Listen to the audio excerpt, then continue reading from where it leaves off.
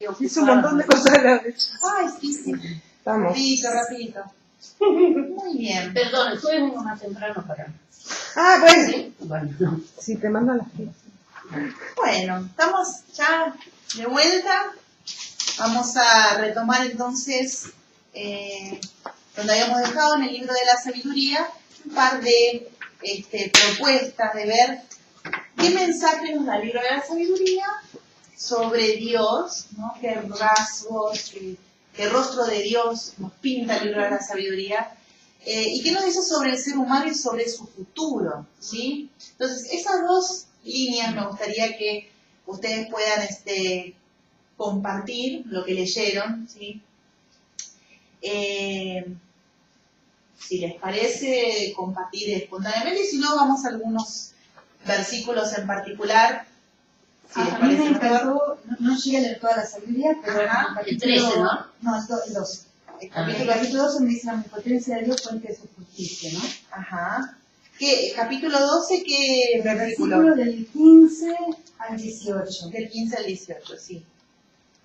La omnipotencia de Dios, fuente de su justicia, ¿no? ¿Querés compartir algún versículo en particular ahí que te haya... El 16, dice, El 16. porque tu fuerza es el principio de tu justicia, y tu dominio sobre todas las cosas te hace indulgente con todos. Bien. Eso me encanta. Me encanta. A mí también me encanta, ¿no? El poder y la misericordia. Él puede ser infinitamente misericordioso porque es infinitamente poderoso.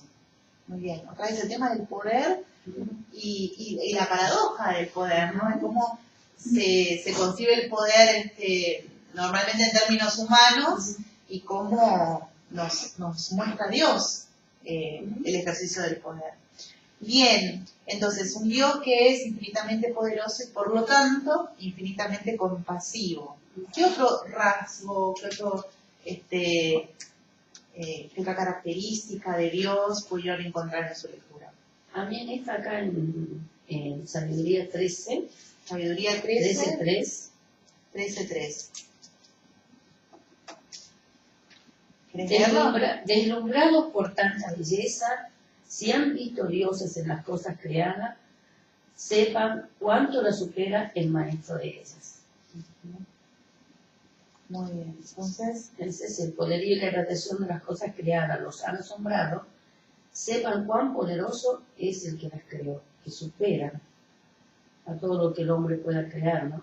muy bien. Pues dice, la grandeza y la hermosura de las cosas creadas dan a conocer a su creador, mucho más grande y hermoso, hablando justamente a los que adoran a su imagen, que Dios supera todo lo imaginable. Ustedes creo que también tenían de tarea algo de ese texto, ¿no? Justamente era 13:10 a 14:31, entraba dentro de la tarea, me parece, ¿no? Entonces, el tema de la idolatría, los adoradores de imágenes, que si ustedes vieron en el texto está como ironizado, ¿no? Sí, Como sí. una manera como medio exagerada. A partir de 13:10, ¿no? Dice, son unos desgraciados con la esperanza puesta en cosas muertas, quienes llamaron dioses a las obras de manos humanas, ¿no? Oro y plata labrados con arte, a copias de animales, a una piedra inútil esculpida por manos antiguas, un carpintero tala un árbol apropiado, bueno, y ahí cuenta toda la historia de una imagen, cómo sale de la madera, y suena como hasta gracioso, hasta ridículo como lo cuenta, ¿no? Es una forma de, obviamente, de contraponer la religión, digamos, la adoración de Yahvé, el único Dios, con esta religiosidad pagana, que obviamente no es que los paganos creyeran que ese pedazo de madera era un Dios, sino que obviamente estaban reflejando, estaban representando sus divinidades, ¿no? Pero bueno, en esta contraposición, ¿no? En esta de alguna manera lucha ideológica, por decirlo así, contra esta religiosidad pagana, bueno, se usa esta ironía para hablar de los ídolos. ¿Pudieron reflexionar algo con el tema de los ídolos?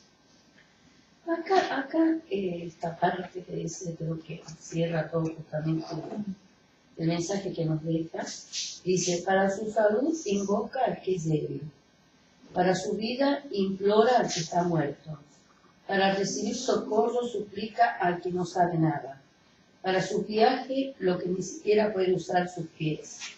Para sus negocios y empresas, para el éxito de su trabajo, pide vigor a lo que en sus manos no posee ningún vigor. Un poco lo que estamos viviendo con tantas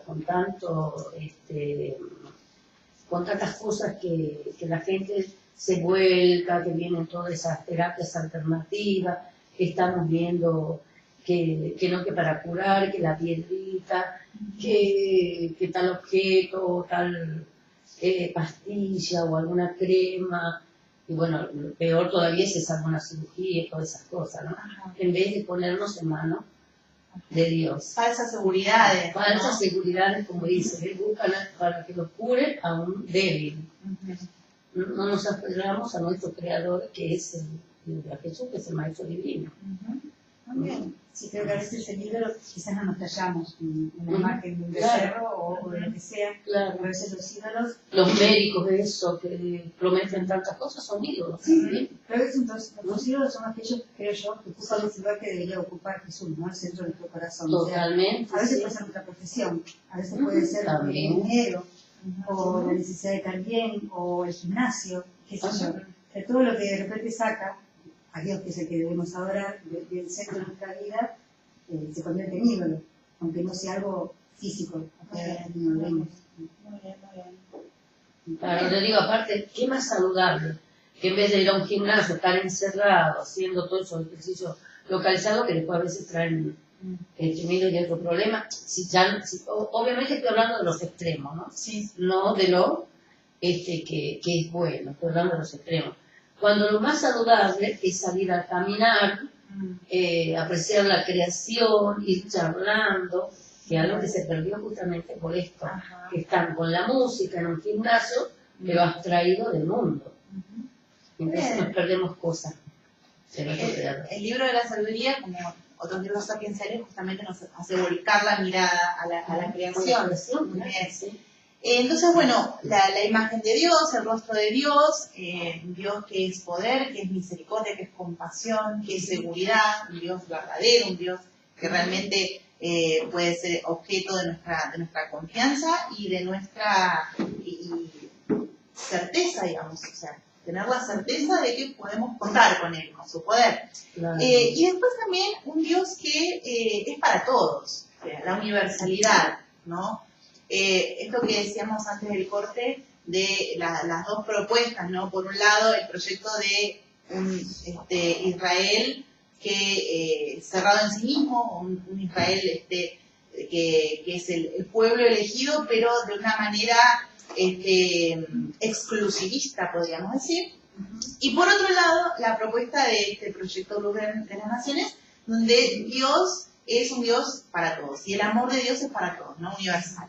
Esto lo encontramos en sabiduría. Y con respecto al ser humano y a su futuro, no sé si ahí pudieron encontrar algo también sobre qué pasa con esto de los buenos y los malos, la suerte de uno y la suerte de los otros. Como que los buenos tienen todavía la esperanza del mundo futuro, Ajá. la justicia del mundo futuro. Muy bien, perfecto. Acá en sabiduría aparece esto de la justicia y la inmortalidad. Muy bien.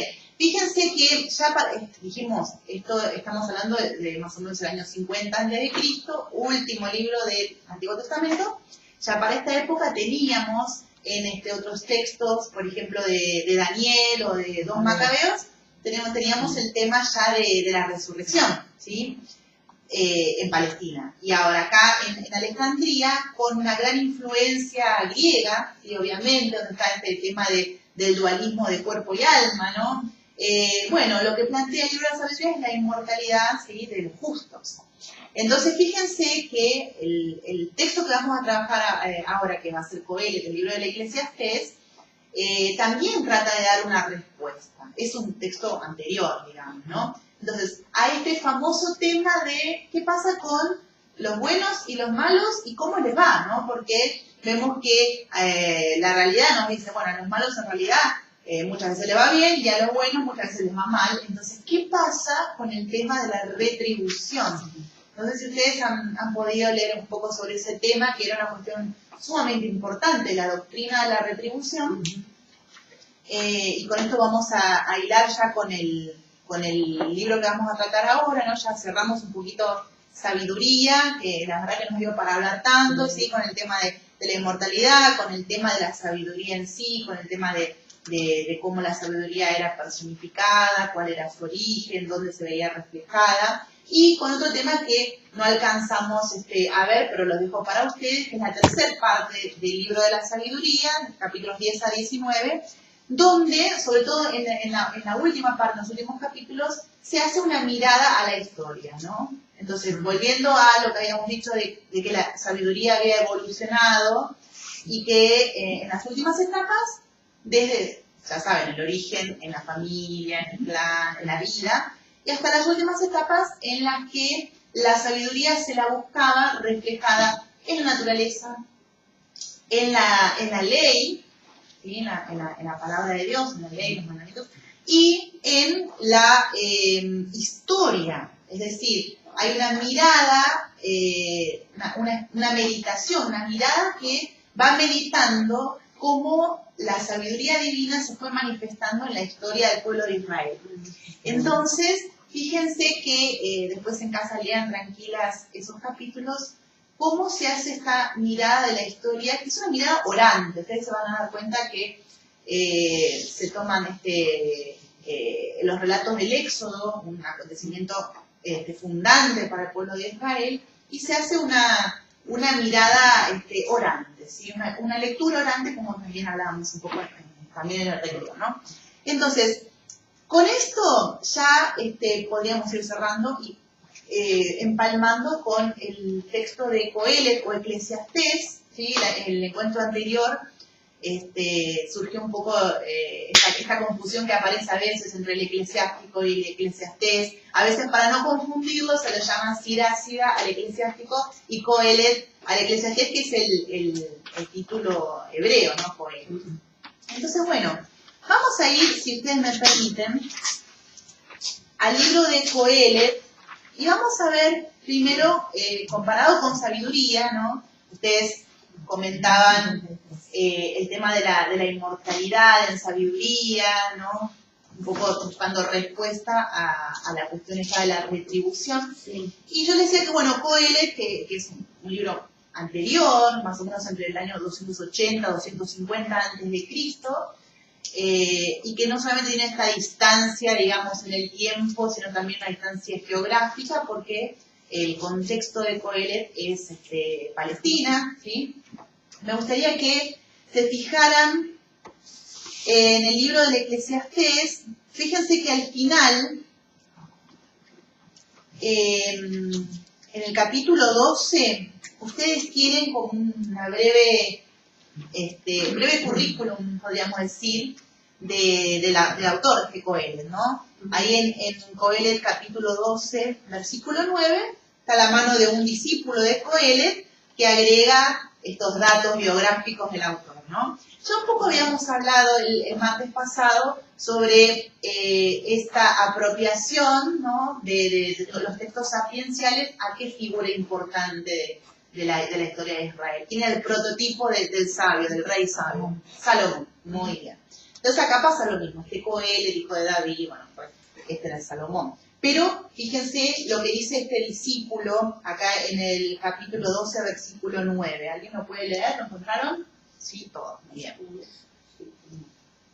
Podemos leer 12, 9 y 10, ya que estamos. ¿Les parece? Le vamos a pedir que lea Gabriela.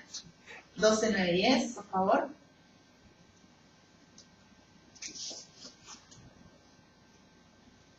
¿Cuándo era el versículo 12? Capítulo 12, versículos 9 y 10. ¿Qué nos dice ahí este discípulo? Está al final del libro del Eclesiastés de Coelet. ¿Qué nos dice sobre Coelet? ¿Quién era este Coelet? A ver.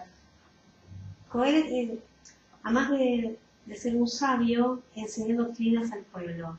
Ponderó, investigó, compuso muchos proverbios. Coelet trabajó sin descanso, investigando frases felices y escribiendo con aciertos sentencias verídicas. Muy bien, ahí tenemos resumida la figura esta de Coelet, que era entonces un maestro, un sabio y un maestro en medio del pueblo, ¿sí? me hacía acordar a un maestro de nuestros pagos, conocido por todos, que tenía uno vivido en el Evangelio y otro vivido en el pueblo, ¿no? Entonces, un maestro en medio del pueblo, preocupado, ¿sí?, por investigar, por componer proverbios, ¿sí?, por comprender la realidad, ¿no? Y fíjense que la mirada que va a tener Coelet va a ser muy distinta a la de sabiduría. Con este tema de la retribución, que como les decía, es un tema que tenía mucho peso.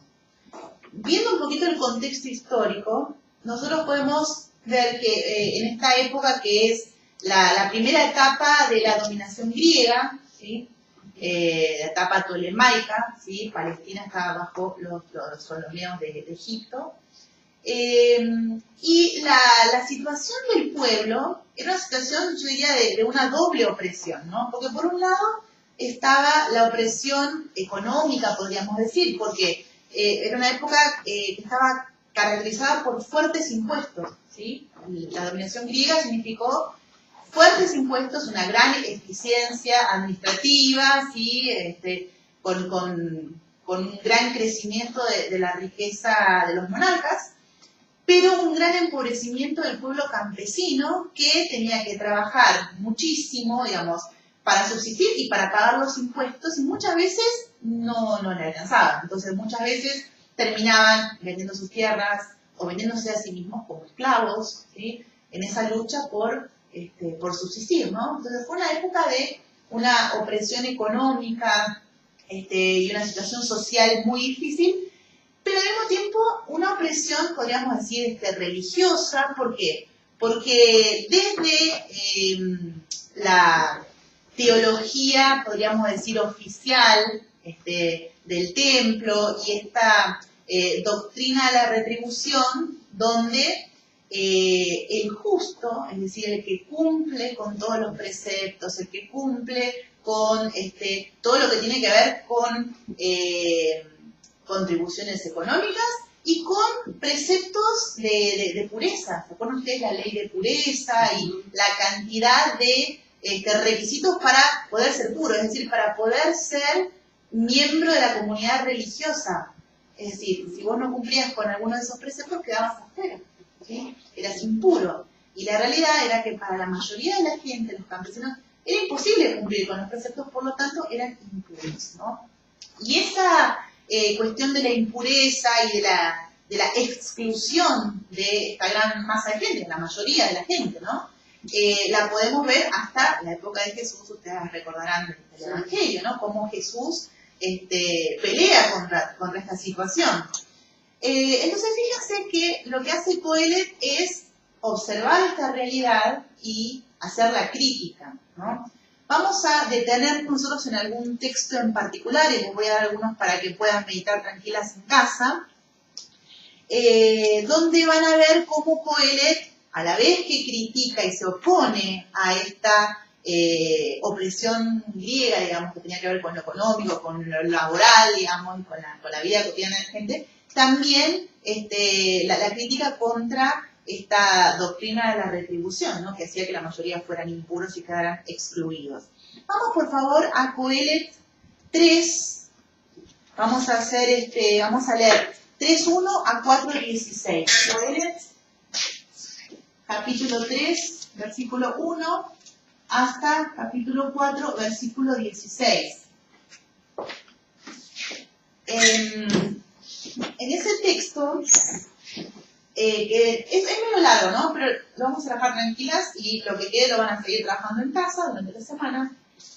Pero la idea es ver cómo Coelet toma dichos proverbios, frases como las que ustedes habían compartido el martes pasado, ¿no?, frases de la sabiduría popular. Por ejemplo, una de ustedes dijo: al que madruga Dios lo ayuda, ¿no? Pero después está la contrafrase de: no por mucho madrugar amanece más temprano. Coelet hace un poco esto: toma proverbios de la sabiduría popular y fabrica, digamos, el contraproverbio, ¿no? Entonces yo lo que les voy a pedir es que mientras leemos este texto, otra vez, como decíamos antes, prestando atención, porque vamos a leer un versículo cada una y hay diferencias de traducciones, ¿no?, para que sea una lectura fluida.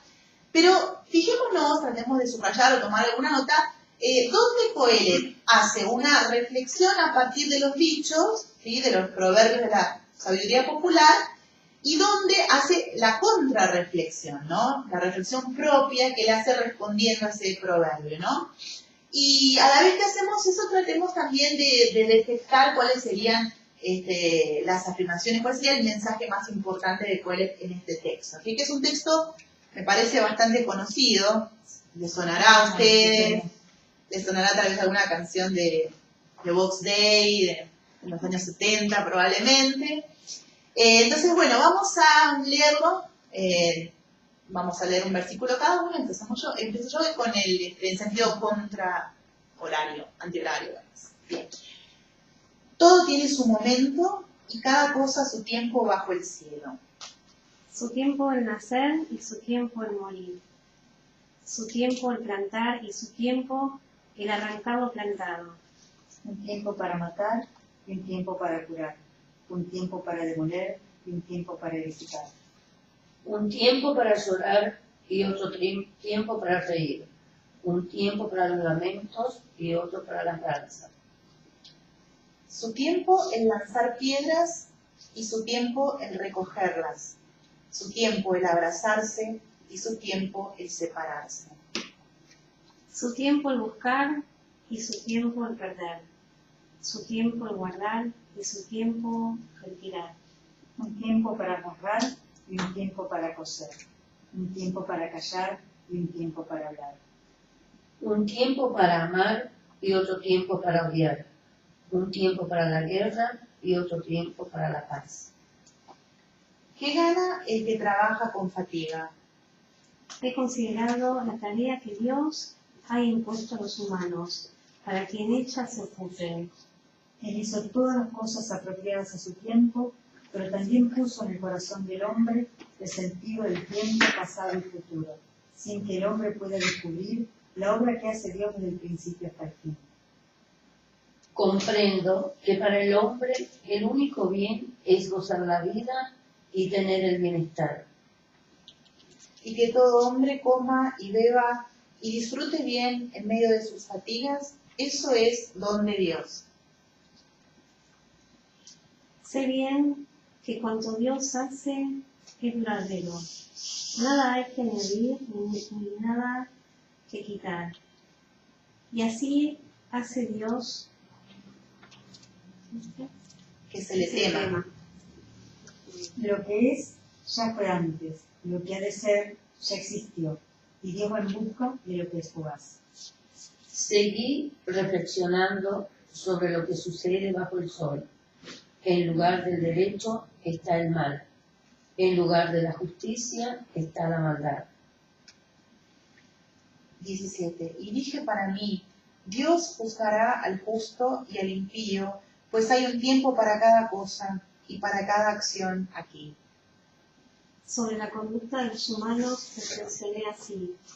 Dios los prueba y les demuestra que son como bestias.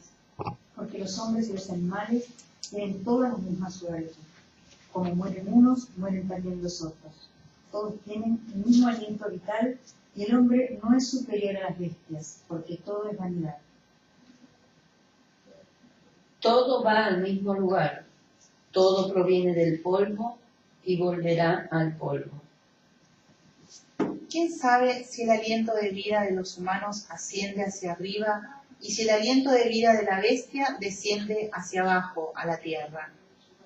Veo que no hay nada mejor para el hombre que gozar de sus obras, pues esa es su paga. Pero, ¿qué le guiará a contemplar lo que ha de suceder después de él? Yo vuelvo mis ojos a todas las opresiones que se cometen bajo el sol. Ahí están las lágrimas de los oprimidos, y no hay quien los consuele. La fuerza está del lado de los opresores, y no hay nadie que les dé su merecido. Por eso felicito a los que han muerto más que a los que viven todavía. Y más que a ellos, al que no ha nacido y no ha visto las infamias que se cometen bajo el sol. El 4.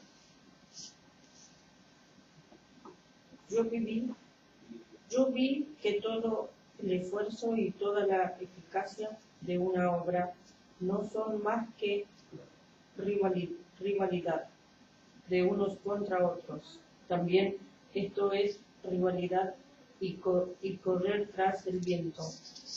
El necio se cruza de brazos y se consume a sí mismo. Pero más vale un puñado con reposo que 2 puñados con fatiga en atrapar vientos. Luego volví mis ojos a otra cosa vana bajo el sol.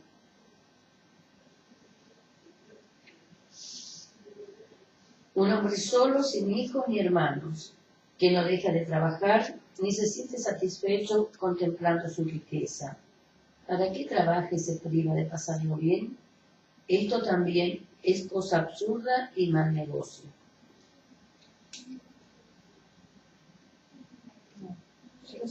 El 9. Versículo 9. Más valen 2 que uno solo, pues obtienen mayor ganancia de su esfuerzo. Si uno cae, lo levantará su compañero, pero hay del solo que cae, que no tiene quien lo levante. Además, si se acuestan juntos, sienten calor. En uno solo, ¿cómo se calentará? A un solitario se le puede vencer, pero 2 resisten, y la cuerda triple no se rompe fácilmente. Más vale un joven pobre y sabio que el rey viejo y necio, que ya no es capaz de hacerse aconsejar. Aunque haya salido de prisión para reinar, aunque pobre naciera en el reino. Veo a todos los vivientes que caminan bajo el sol ponerse junto al mozo, el sucesor, el que ocupará su puesto. Era una multitud interminable la que él encabezaba, pero los que vendrán después tampoco estarán contentos con él, porque también esta es vanidad y correr tras el viento. Camina con cuidado cuando entres en la casa de Dios. Acércate para escuchar. Esto vale más que el sacrificio ofrecido por los tontos, pues no se dan cuenta que hacen el mal. Muy bien, muchas gracias. Bueno, en esta lectura seguramente han podido detectar esos proverbios y contraproverbios, ¿sí? ¿Cuál es la respuesta de Coelet a algunos proverbios de la sabiduría popular?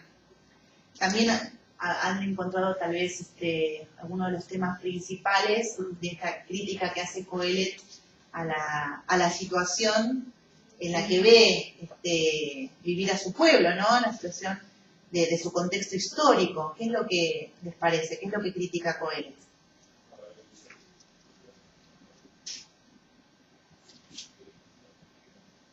¿Cuál sería su propuesta, digamos, de felicidad? ¿Cómo alcanza el hombre a ser feliz? ¿Cuál es la felicidad para el ser humano?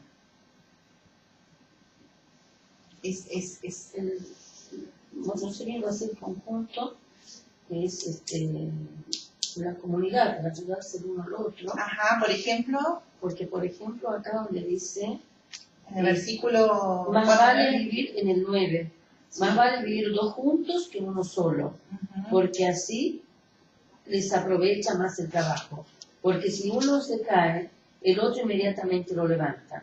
Pero pobre del que anda solo y cae, pues no hay quien lo levante. Si 2 se acuestan juntos, se calientan.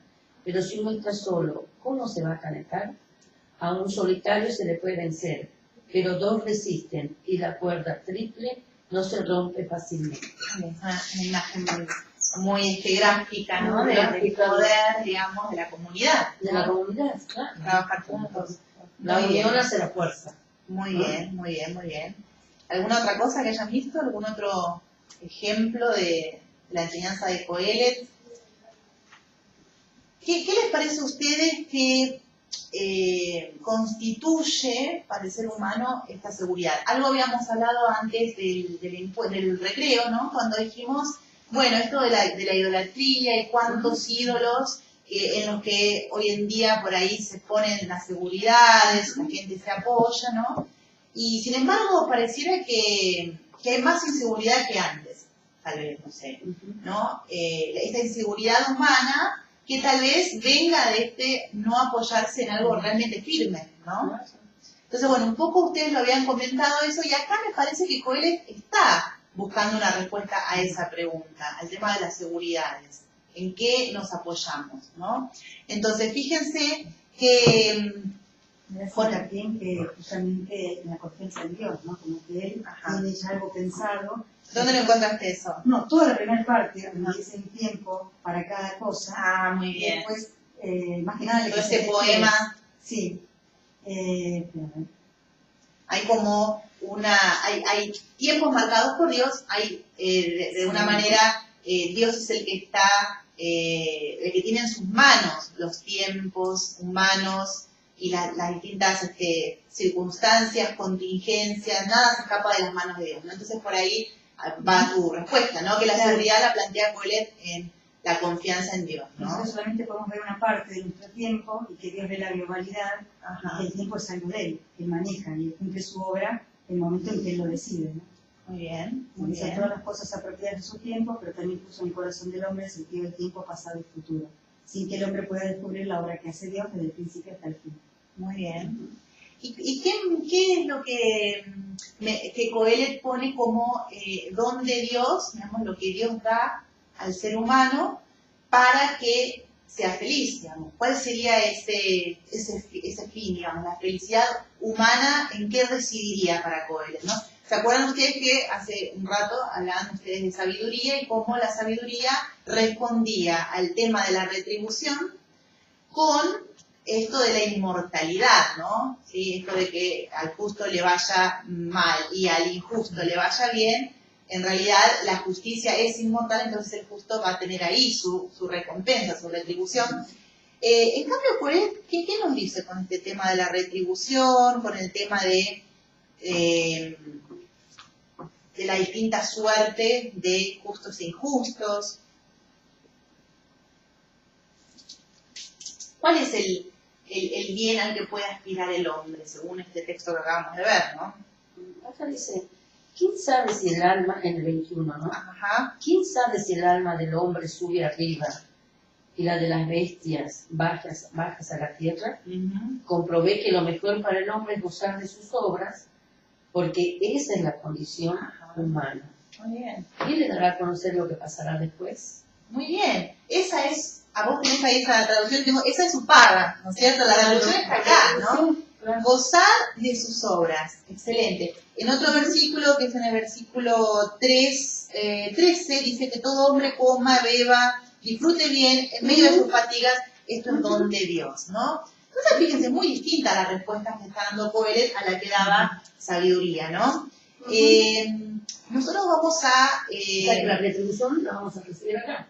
La vamos a esto es lo que gozar está acá diciendo según Coelet. Coelet, también fíjense que hay una diferencia en el tiempo, Coelet y sabiduría, y obviamente con Daniel y con los Macabeos, o sea, el tema de la resurrección no está para nada planteado en el horizonte de Coelet. Entonces, él lo que ve es que comer, beber y disfrutar de este don de Dios, lo que Dios nos da cotidianamente, es una paga, ¿no? Y el poder disfrutar del trabajo, ese versículo que vos elegiste, que es hermoso, y que nos va a dar pie también para el otro texto que vamos a trabajar de tarea, ¿no?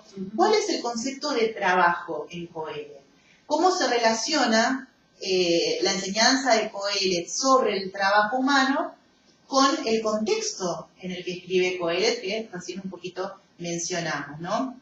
Y como siempre digo, desde donde nosotros leemos el texto, desde nuestro contexto actual, cómo podemos encontrar nuevas pistas, nuevas enseñanzas, nueva luz para comprender mejor y sobre todo para vivir más en consonancia con la sabiduría de Dios, ¿no? Volviendo al tema de la sabiduría, como eso que podemos saborear y que podemos recibir, ¿sí? Pedir primero, recibir de Dios para poder vivir mejor, digamos. Ese es el objetivo, ¿no? De poder vivir más de acuerdo a la sabiduría divina. Entonces yo lo que les voy a pedir, este texto que estuvimos trabajando, que lo sigamos trabajando porque ya nos quedamos sin tiempo, que veamos sobre todo algo que no pudimos hablar todavía de este texto, que, bueno, marcar esto de los proverbios y contraproverbios, subrayarlos, ¿sí?